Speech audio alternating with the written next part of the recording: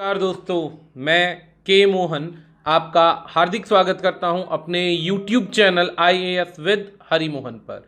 आज का जो वीडियो होने वाला है ये सरकार के द्वारा जब FDI पर दबाव डालकर पॉलिसीज को चेंज किया गया और चेंज करने के बाद नई पॉलिसी बना दी गई है। ये सारी की सारी पॉलिसीज के जो चेंजेस आए हैं ये आपने हमारी पुरानी वीडियो देखी होगी जिसके अंदर चाइना ने हमारे कंट्री के अंदर आपका 1.01% का स्टेक्स खरीदा था HDFC लिमिटेड के अंदर, जिस बात को ध्यान में रखते हुए गवर्नमेंट समझ गई थी कि ये टेक ओवर की पॉलिसीज हैं। जिस समय में पैंडेमिक छाया हुआ है, पूरे वर्ल्ड के अंदर इकोनॉमी स्लो डाउन है, सारे के सारे शेयर मार्केट्स लगभग डूबे हुए हैं, उस परिस्थिति में चाइना ने भारी मात्रा में हमारे कंट्री के अंदर क्या HDFC लिमिटेड के शेयर्स खरीदे। इस परिस्थिति में सैकड़ों सवाल आने लगे कि पैंडेमिक की परिस्थिति में कहीं ना कहीं FDI के रेफरेंस से, शेयर मार्केट के रेफरेंस से चाइना जो है टेक ओवर करना चाहता है उन बड़ी कंपनीज को जो मुनाफा देने वाली हैं, और 1% अगर ऐसा होता है कि वो ज्यादा शेयर 10% से ज्यादा शेयर खरीद लेता है हमारे कंट्री की in basically private limited firms के अंदर या लिमिटेड फर्म्स के अंदर, तो आने वाले समय के अंदर ये उन कंट्रीज के रूल्स करने के तरीके में क्या करेगा, हस्तक्षेप करना शुरू कर देगा। इस बात को ध्यान में रखते हुए यहां पर देखिए कि चाइना पर नजर रखते हुए इंडिया ने FDI पॉलिसी को रिवाइज कर दिया। हालांकि ये जो FDI की पॉलिसी है, फॉरेन जो आपके इन्वेस्टमेंट की पॉलिसीज के प्रोसीजर्स हैं, इसमें इंडिया जो है हर साल कुछ ना कुछ बदलाव करती रहती है। तो यहां पर इंडिया ने पॉलिसी बनाई और एक शील्ड क्रिएट कर दी है पेंडेमिक की परिस्थिति के अंदर कि इस परिस्थिति में कौन सा कंट्री कितना % शेयर परचेज कर सकता है किसी भी कंपनी का। तो ये सारी चीजें आज हम डिस्कस करने वाले हैं, जिसके अंदर मैं आपको FDI का प्रोसेस भी बताऊंगा, FDI क्या है, FDI के बाद FPI भी बताऊंगा, और ये भी बताऊंगा कि इंडिया को ऐसे सख्त नियम बनाने से क्या कोई बेनिफिट होगा या फिर लॉस होगा। उसके लिए लास्ट तक बने रहिए हमारी वीडियो के साथ। चलिए शुरू करते हैं। तो सबसे पहली बात, अभी हाल ही में एक खबर आई कि 3-4 दिन पहले कुछ एक न्यूज आई थी। उस न्यूज के अंदर क्या कहा गया कि चाइना ने सेंट्रल बैंक के द्वारा, चाइना का सेंट्रल बैंक जिसे पीपल बैंक ऑफ चाइना भी कहा जाता है, उसने HDFC लिमिटेड के 1% स्टेक्स खरीद लिए।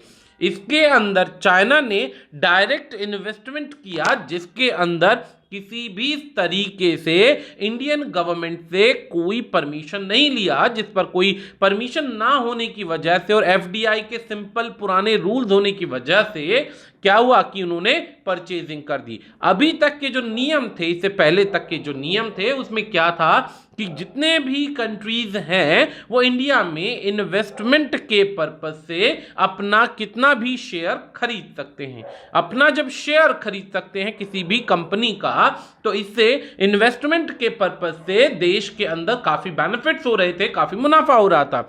लेकिन जिस तरीके से चाइना जो है हार्ड पावर के रूप में बढ़ता जा रहा है और अपने पंख फैला रहा है दूसरे कंट्रीज को डुबाने या फिर उन पर कंट्रोल बनाने के लिए, उस चीज पर इंडिया ने काफी तेज नजर रखी हुई है। जिसके आधार पर जब चाइना ने 1% शेयर खरीदा तो इंडिया को जागरूकता हो गई, अवेयरनेस हो गई। तो जैसे ही ऐसा पता चला, विद इन फ्यू डेज 13 अप्रैल को यह खबर अपडेट हुई है, और उसके बाद अब परसों इसका नियम आ गया, यानी कि 18 अप्रैल को नियम आ गया। क्या नियम आया कि अब जितनी भी पॉलिसीज के अंदर परचेजिंग की जाएगी वो परचेजिंग इंडियन गवर्नमेंट की परमिशन से ही पॉसिबल हो पाएगी। अब वो कंडीशंस क्या हैं वो जान लीजिए, लेकिन उससे पहले एक छोटी सी बात जान लीजिए। ये जो 1% का शेयर है, चाइना ने एकदम से पेंडेमिक के थ्रू नहीं खरीदा है। इसके 2 सेक्शन बढ़ते हैं, जिसमें से 0.80% का शेयर यानी कि 0.8% का शेयर इन चाइना ने पहले खरीद रखा था और 0.2% का शेयर अभी हाल ही में खरीदा है। 0.20 का शेयर अभी हाल ही में खरीदा है। तो जब ऐसी परिस्थिति आई तब चाइना के पास हमारे एचडीएफसी लिमिटेड के 1% से ज्यादा स्टेक्स हो गए। इंडिया को जब ऐसा पता चला कि कंपनीज के शेयर्स जो हैं अदर कंट्रीज जो हैं टेक ओवर पॉलिसीज के आधार पर खरीदने लग रही है ताकि टेक ओवर किया जा सके और इंडिया के अंदर फिर इंट्रूजन किया जा सके, तो उस परिस्थिति में गवर्नमेंट ने नियम बनाया और इंडिया की गवर्नमेंट ने पॉलिसी बनाई एफडीआई के आधार पर, जिसके अंदर एफडीआई के आधार पर पॉलिसी बनाई कि जो भी बड़ी परचेजिंग होगी उसके लिए पहले इंडिया को परमिशन, इसके लिए पहले फॉरेन कंट्रीज को परमिशन लेनी पड़ेगी।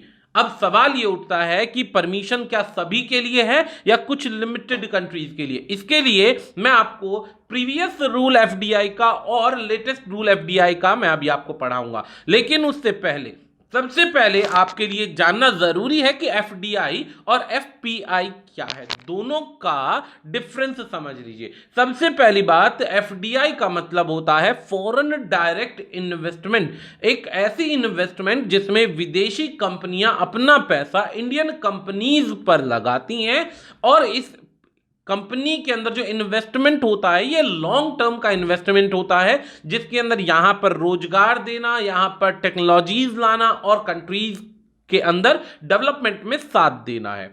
इसमें कोई भी टेक ओवर की पॉलिसी नहीं होती। एफपीआई का मतलब होता है foreign portfolio investment. Foreign portfolio investment भी एफडीआई की तरह ही होती है, लेकिन जब larger section plus longer time के लिए जब खरीदा जाएगा, लार्जर सेक्शन लॉन्गर टाइम के लिए खरीदा जाएगा तो बनेगा एफडीआई का कंट्रोल, और अगर एक शॉर्ट टाइम स्पैन के लिए शॉर्ट इन्वेस्टमेंट किया जाएगा तो वो बनेगा एफपीआई यानी foreign portfolio investment. Foreign portfolio investment सिर्फ अपॉर्चुनिटी को देखता है कि आए, अपॉर्चुनिटी देखी और पैसा लगाया, मुनाफा कमाया, आउट हो गए, जबकि एफडीआई वेट करता है, नए नए इंप्लीमेंट्स करता है ताकि कोई भी तरीके से बदलाव हो सकता है, मुनाफा हो सकता है तो उस मुनाफे को देखा जाए। तो चलिए देखते हैं दोनों में डिफरेंस क्या है। सबसे पहला डिफरेंस है कि एफडीआई लॉन्ग टर्म इन्वेस्टमेंट है और एफपीआई एक शॉर्ट टर्म इन्वेस्टमेंट है। जैसा कि बताया, शॉर्ट टर्म इन्वेस्टमेंट का मतलब यह कि पैसा लगाया, महीने 2 महीने इंतजार किया, मुनाफा मिला, चले गए। एफडीआई के अंदर इन्वेस्टमेंट फिजिकल एसेट्स में होती है, यानी प्लॉट लिया, कंपनी लगाई, इन्वेस्टमेंट किया, असेंबलिंग करी, इन्वेस्टमेंट के पर्पज से अलग अलग चीजों को लगाया, जबकि एफपीआई सिर्फ फाइनेंशियल एसेट्स पर है कि शेयर मार्केट के अकॉर्डिंग पैसा लगाया, मुनाफा मिला तो बेस्ट है। इसका मेन पर्पस होता है एंटरप्राइज की कैपेसिटी को, प्रोडक्टिविटी को, मैनेजमेंट को इंप्रूव करना और कंट्रोल करना, जबकि यहां पर सिर्फ कैपिटल अवेलेबिलिटी के आधार पर देखा जाता है, यानी कि एफडीआई कंपनी को उठाने की कोशिश करता है, एफपीआई सिर्फ अपने इन्वेस्टमेंट में कैपिटल की अवेलेबिलिटी को टेस्ट करता है।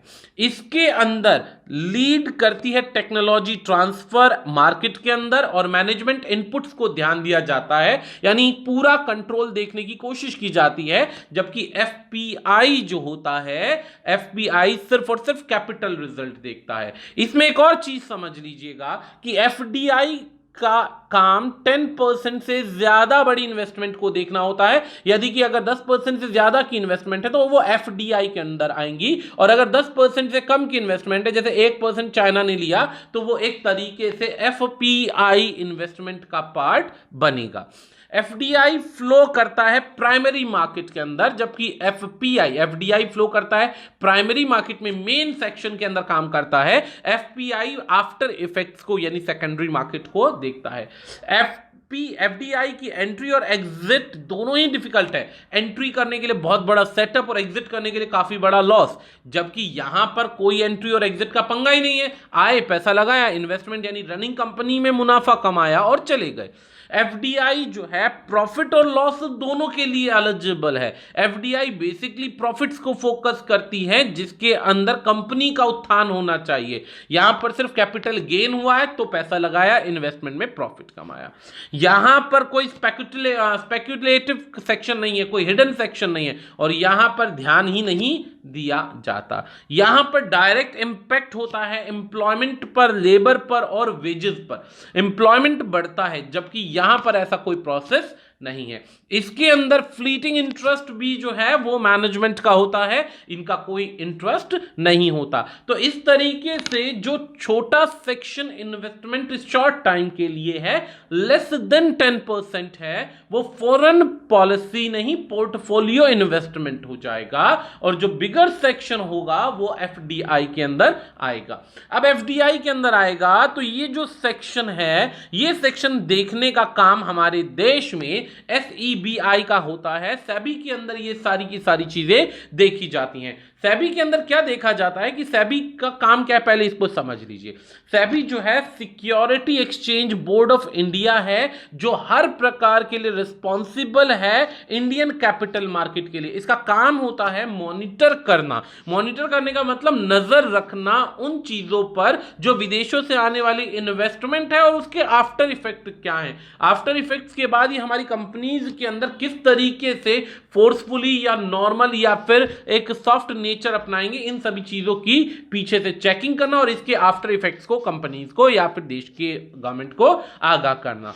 सेबी का जो फाउंडेशन हुआ था, सेबी को जो फाउंड किया गया था, ये अप्रैल 1992 के अंदर किया गया था, सेबी एक्ट के अंदर, जिसका हेडक्वार्टर जो है मुंबई के अंदर बनाया गया और रीजनल ऑफिस अलग अलग मेट्रोपॉलिटन के अंदर, जिसमें से दिल्ली, कोलकाता, चेन्नई, अहमदाबाद आदि जगहों पर इसके प्रोमिनेंट सिटीज के अंदर इसके सेक्शंस बनाए गए। बेसिकली मैंने बताया कि ये मॉनिटर करता है अलग अलग देशों के इन्वेस्टमेंट को इंडियन कैपिटल मार्केट्स के अंदर, और उसके लूप होल्स को भी जानने की कोशिश करता है, कौन गलत कौन सही और किस नेचर से वो आ रहा है। और उसके लिए इसका काम इंस्ट्रक्ट करना और इन्वेस्टमेंट के इंटरेस्ट को जानना भी होता है।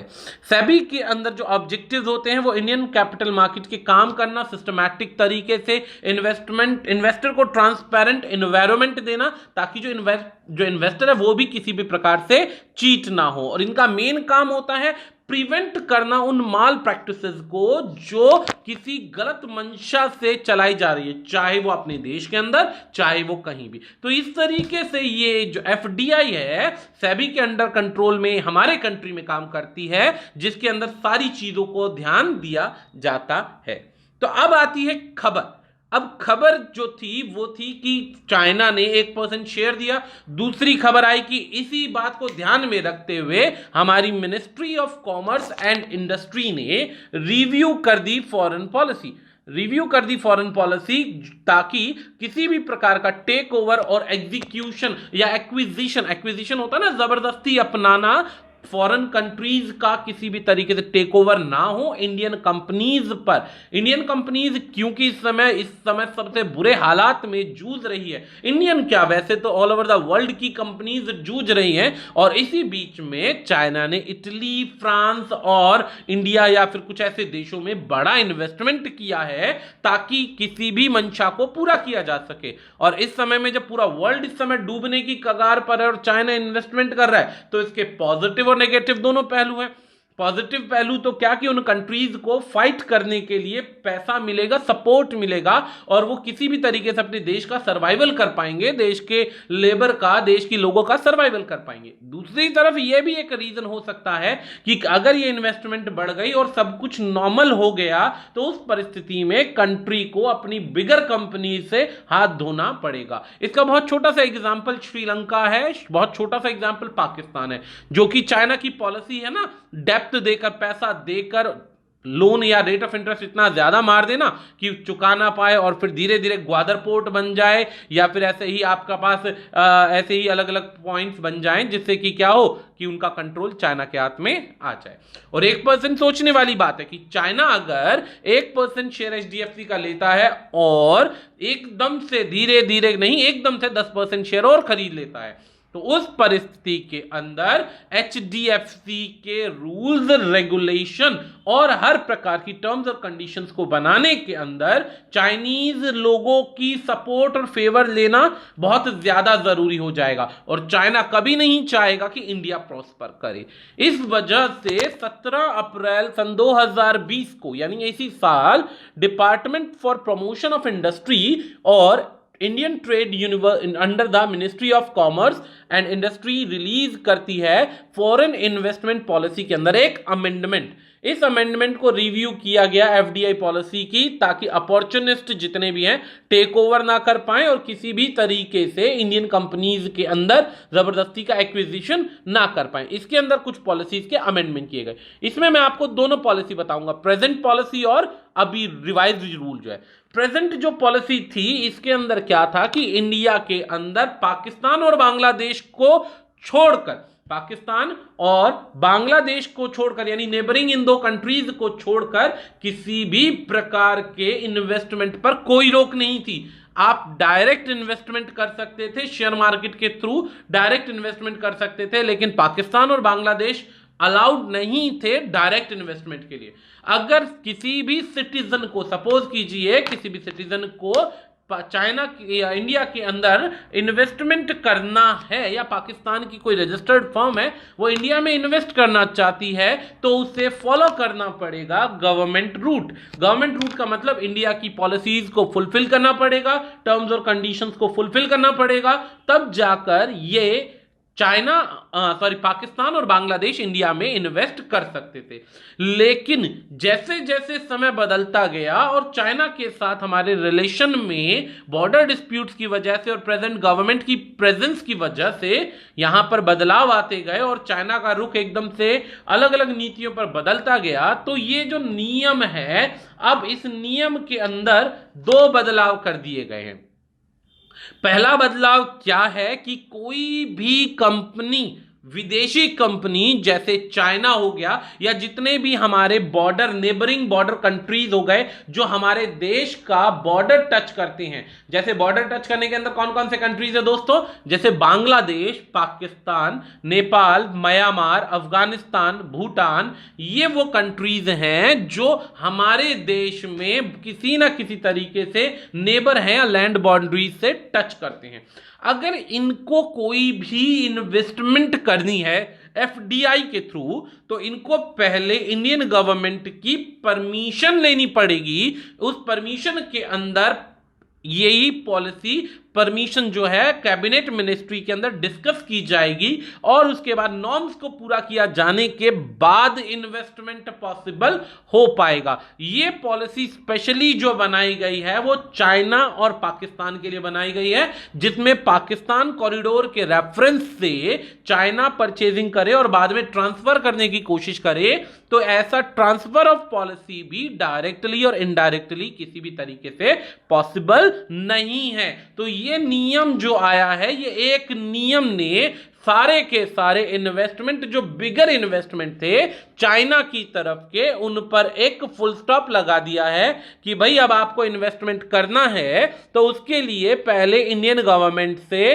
परमिशन लेना पड़ेगा, और परमिशन जब एक्सेप्ट होगी तो ही आप उसमें परचेजिंग कर सकते हैं। इसमें आप डायरेक्ट और इनडायरेक्ट कोई नया रास्ता नहीं अपना सकते।